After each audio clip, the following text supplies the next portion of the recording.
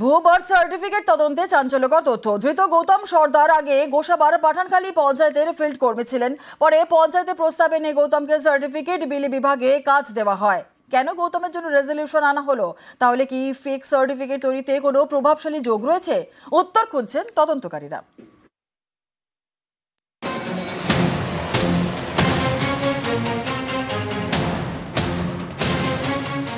দক্ষিণ চব্বিশ পরগনার গোসাবার পাঠানখালী পঞ্চায়েত।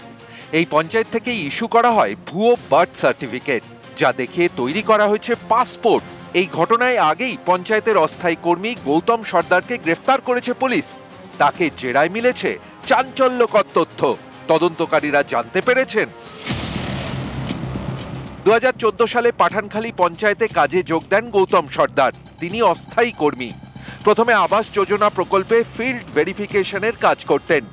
সেই কাজ থেকে সরিয়ে গৌতমকে আনা হয় জন্ম মৃত্যু শংসাপত্র বিভাগে। এর জন্য 2019 সালে পাঠানখালী পঞ্চায়েতের বোর্ড মিটিংয়ে রেজলিউশন আনা হয়। প্রথম দিকে গোসাবার 3টি স্বাস্থ্যকেন্দ্রের সঙ্গে যোগাযোগ রাখতেন গৌতম।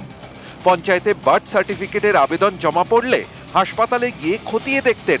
পরে ভেরিফিকেশনের কাজ ছেড়ে সার্টিফিকেট ইস্যুর কাজ শুরু। এখানেই তদন্তকারীদের প্রশ্ন, জন্ম মৃত্যু বিভাগে কাজের জন্য কেন গৌতমকেই বেছে নেওয়া হয়? কেন পঞ্চায়েতে রেজলিউশন আনা হয়? প্রভাবশালীর কথাতেই কি গৌতমকে জন্ম মৃত্যু বিভাগে কাজ দেওয়া হয়? সেই প্রভাবশালী কে বা কারা? এই প্রশ্নের উত্তর খুঁজছেন তদন্তকারীরা। জুন মাসের শুরুতেই পাঠানখালী পঞ্চায়েতের অস্থায়ী কর্মী গৌতম সর্দারকে গ্রেফতার করে পুলিশ। তার বিরুদ্ধে ৩৫০০-এর বেশি ভুয়ো বার্থ সার্টিফিকেট ইস্যু করার অভিযোগ।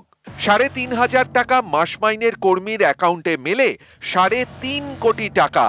এই গৌতমকে জেরা করে বার্থ সার্টিফিকেট চক্রের মাথার নাগাল পেতে চাইছে পুলিশ। অমিত সরকার, নিউজ 18 বাংলা। জালিয়াতি করে ভারতীয় পাসপোর্ট বাংলাদেশের। কাটোয়ায় জেঠুর বাড়িতে বেড়াতে সে কুকীর্তি।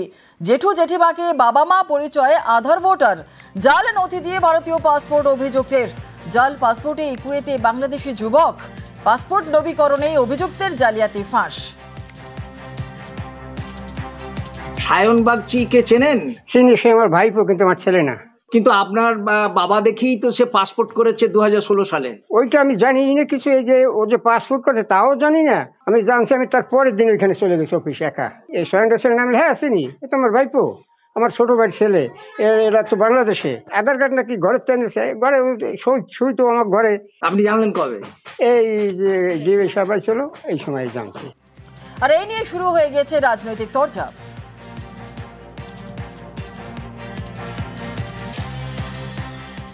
বাংলাদেশ থেকে আসা লোককে এখানকার ভোটার লিস্টে নাম অন্তর্ভুক্ত করিয়েছে বিজেপি।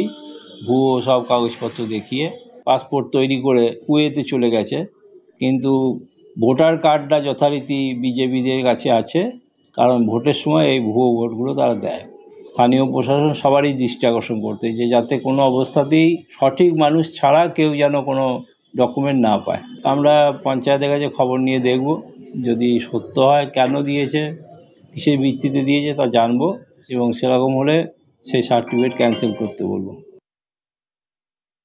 2016 সালের ঘটনায় তখন সরকার তৃণমূল, পঞ্চায়েতে তৃণমূল, এবং এগুলো তো তখন ওরা করেছে, এবং পুলিশ প্রশাসনকে কাজে লাগিয়ে ওরা এইভাবে করেছে। ভুয়ো বাবা, ভুয়ো আধার কার্ড, এগুলো ওরা তৈরি করেছে।